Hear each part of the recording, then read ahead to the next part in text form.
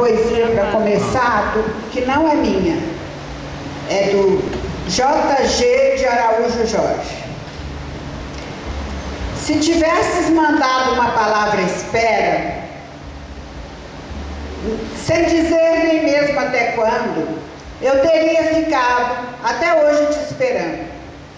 Não mandaste, nada disseste, e eu segui sem saber o que fazer da vida que era tua, esperando com o mundo esquecer-me de ti.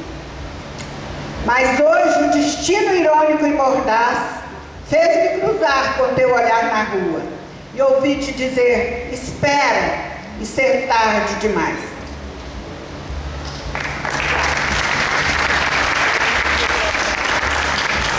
Agora essa é minha. O título dessa poesia é Serotonina. Serotonina, como todos sabem, é uma substância que nosso organismo produz quando nós estamos felizes, né? É uma espécie de hormônio, né, da felicidade. Olha o mundo girando. Não te impressiona com os desacertos, nem briga com teu destino. Circula, vai circulando, tudo tende ao redondo. Traça metas, confia no teu tino. Ultrapassa fronteiras, quebra elos.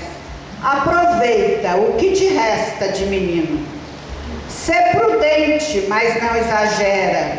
Trabalha o teu lado canhoto. Lança com ele uma certeira esfera, enquanto o teu destro descansa maroto. Corre, mas corre sob o sol nascente, com a brisa leve te acariciando. Ergue o calcanhar da calçada quente. Sente a serotonina da cabeça aos pés. Engata a primeira, a segunda, a terceira, mas desengata tuas incômodas rés. Levanta, estica, alonga, fica na ponta dos pés.